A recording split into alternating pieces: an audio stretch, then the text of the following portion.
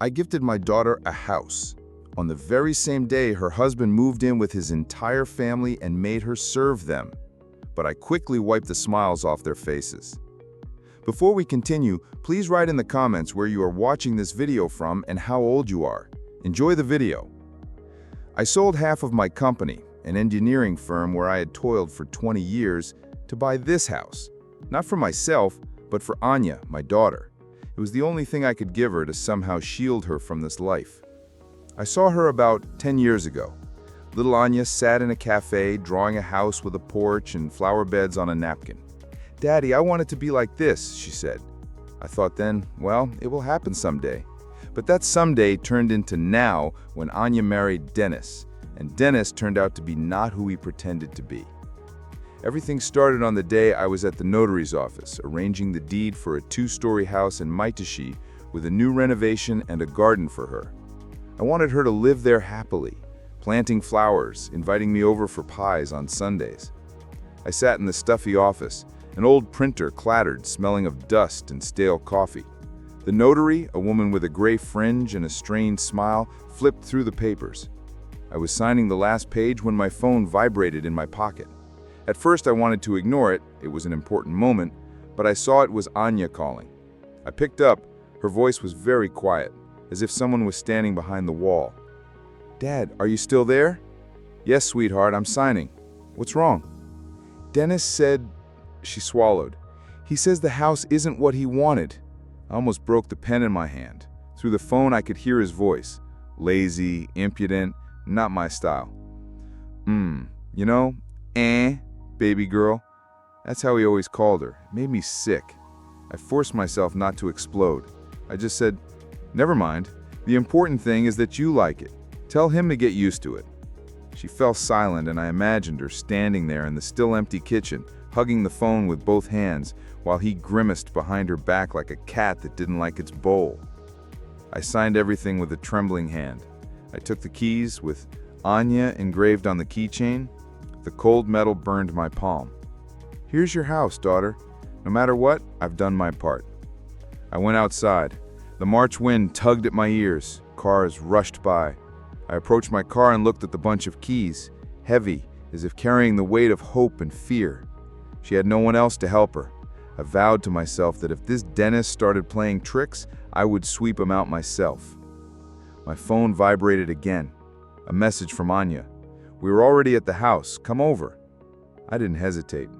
I got into the car and sped across the city. I remember how she painted the walls of my old dacha yellow as a child, her hair full of pain, smiling from ear to ear. Everything was simple back then. Now I was driving to her, grown up and married, but somehow just as fragile. When I arrived, she was standing by the gate in an old puffer jacket, smiling, but it was strained. I got out of the car and hugged her, warm but trembling all over. "Here," I said, placing the keys in her hand. "Your house, only yours." She pressed them to her chest. Her lips trembled. "Thank you, Dad." But her eyes glanced somewhere behind me, where Dennis's black Skoda was parked in the yard. The trunk was open, boxes haphazardly piled. And I already knew the house was beautiful, the walls fresh, the garden under the snow, still waiting for her touch. But happiness hadn't moved in yet, and I wasn't planning to go far either, because if this Dennis started playing his games, let him just try. I left her place late in the evening, standing on the porch watching her wave from the doorway. A fragile, strained smile, a cup of tea on the windowsill, still not cold. Through the window I saw Dennis talking to someone on the phone, brushing her off as if she were a bothersome fly. The drive to my old house in Korolev took about 30 minutes, but my thoughts burned as if I had been driving all night. In the hallway, I hung up my coat, put the keys on the table, and immediately took out my phone again. I wanted to call and ask if everything was okay, but I didn't. I let her breathe. In the morning, I woke up to a phone call. Anya's name was on the screen. Her voice was as quiet as before. "Dad, everything's fine. I just wanted to say they've arrived." "Who's they?" I asked, already feeling something bad tightening inside me. "Denise's mom and sister. They're saying with their boxes, we need to arrange everything our way." I sat on the edge of the bed, my feet in woolly socks on the cold floor. "What do you mean, our way?" I managed to ask. "Well," she swallowed. "Mom Luda says the kitchen is too small, the sofa is crooked, and overall it would have been better to buy a bigger house since Dad went bankrupt." Something rusty and creaky twisted inside me. "And what did you say?" I said, "Let them do as they please," very quietly, almost inaudibly. "I don't want any fights." I could hear voices in the background. It was Ludmila Petrovna, loud and domineering. Behind her, Denise's laughter, dull and mocking. "Anya, bring a towel," the witch screamed, and something about cold coffee. I gripped the phone so hard my fingers turned white. I wanted to yell at her to kick them out, but I only said, "All right, sweetheart, hold on. I'll come by soon and see." "No, Dad," she whispered quickly. "Don't come now. They'll say you're interfering. I'll handle it myself. Alone." I had heard that before. When Denise was late for the wedding, when he didn't show up at the doctor's, when she was alone in the hospital. As if she had armor on her back, but in reality, only a bruise from the pressure of these people. "All right," I sighed. "Just know, if anything happens, call me immediately." "Okay. I love you, Dad." "I love you too, sweetheart." I sat in the kitchen. The old kettle wheezed on the stove, the smell of tea leaves and birch logs. On the wall, a child's drawing. Anya, my late wife, and me, all under a tree. She always drew it like that, a bright house, people smiling. Now her house was full of strangers' voices, and she was in the kitchen like a maid. Damn Denise and his mother. Not my style. He was never my kind of person. The phone buzzed. A message. "Dad, don't worry, everything's fine. Just a lot to do." Everything's fine. That meant everything was bad, but she didn't want to burden me. I knew her. Too soft, always carrying others' suitcases. I sat looking at the mug with a chipped rim, an old one from work, cracked on the side. I picked it up, ran my finger along the chip, thinking of Anya. They were slowly covering her with cracks, too. Then I stood up and went to the window. Neighbor Mihailich was tinkering with his Lada in the yard, greeted me through the glass, but I didn't even nod. My thoughts were all there, in that house, where my daughter was alone against this pack. If they thought I would sit in my house, drink tea, and watch them turn my Anya into a servant, let them try, I told myself. I was just getting started. A week passed, a week during which I didn't sleep peacefully a single night. Every evening I called Anya, and every evening she said the same thing. "Dad, don't worry, everything is normal." But her voice was like an empty cup with only tea leaves at the bottom. I didn't ask any more what was going on there. I knew she would say it was fine. News reached me anyway. Neighbor Luba, who lived 2 houses down, called me herself. "Igor Sergeyevich, you should come by. It's like a thoroughfare at your Anya's place. It's his mother, acting like a generalissimo, bossing everyone around. Poor Anya does everything herself. You should at least take a look." I thanked Luba and didn't say a word to Anya. I didn't want to scare her. Let her think I was sitting at home drinking my black tea. But I wasn't drinking. I was reviewing documents. Even then, when I was arranging the deed, I insisted that everything be in her name only. No right to transfer. Denise was nobody there. But I knew these people. They would crawl in and start waving papers around, do something, sign something under pressure. I'd been through this before with the firm, when a partner tried to sell my share for a bottle of cognac. I decided to act quietly. I called an old friend, Oleg, a former lawyer, now retired.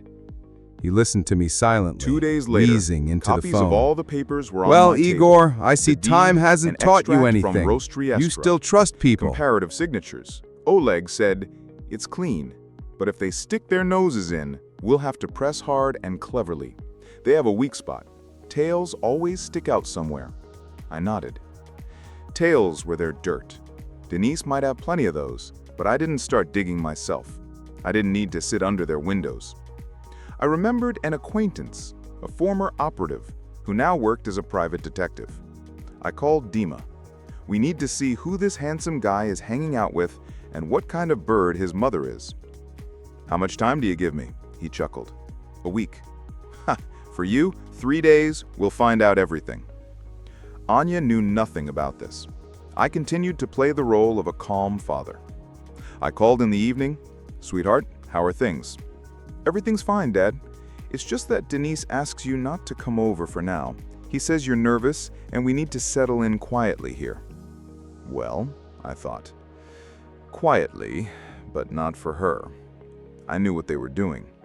Lyuba whispered on the phone. She had seen it herself.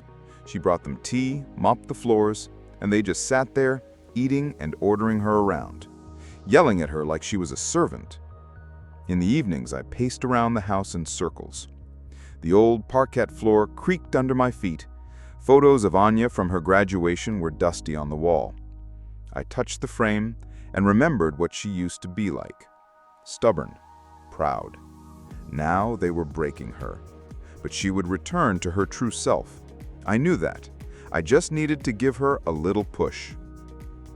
Dima called back after 3 days. Igor, this Denise is a crook in an expensive suit. Credit card debts, some shady transfers. His mother is even more interesting. There are photos. He sent a couple of shots. Ludmila Petrovna was coming out of some suburban club hotel with a man who wasn't her husband. Both looked as pleased as cats in cream. I sat looking at these photos and realized this was the crack in their armor. Now I just had to do everything right. I poured myself some tea in the old cracked mug. This time it was hot. I inhaled the steam and said aloud to myself, "Wait a little longer, Anya. Soon you'll see for yourself who's the odd one out in this house." After talking to Dima, I slept poorly. Those photos kept spinning in my head. Ludmila Petrovna arm in arm with a stranger. Denise in some shady joint where other people's money and debts were swirling. It seemed clear, but just dumping this out wasn't enough. These people were like cockroaches. If you were going to step on them, you had to do it for sure. I sat in the kitchen, the old table, a newspaper under the mug, the phone nearby. On the wall, a family photo. I looked at the photo where Anya was 5 years old. Back then, my wife and I still lived as a family of 3. Her hair was colored with plasticine. She'd drawn all over the walls with her little hands. I didn't yell, I just smiled.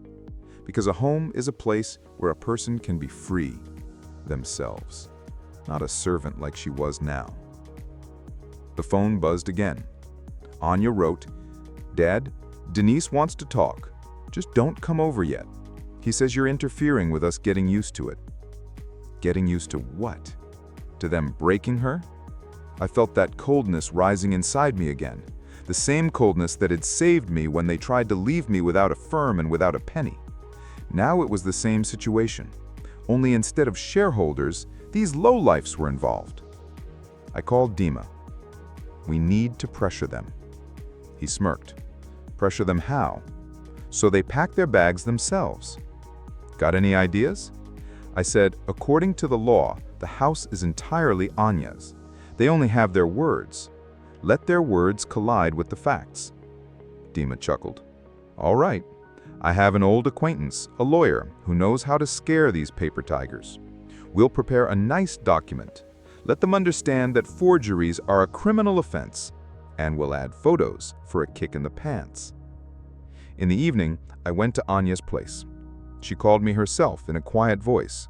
"Dad, maybe you could come over just to sit together." I only replied, "I'm already on my way, sweetheart." I arrived. It was already evening. The sky was gray, the street lights dimly lit.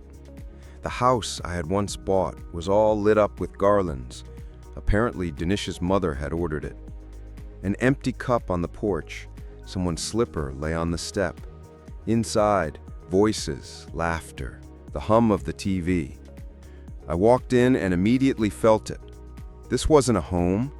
It was a circus with despots. Anya met me in the hallway, thin, her eyes shining with fatigue, but holding a cup of tea in her hands. She had prepared it for me. "Dad, just don't argue." "I'm not arguing," I said, and hugged her.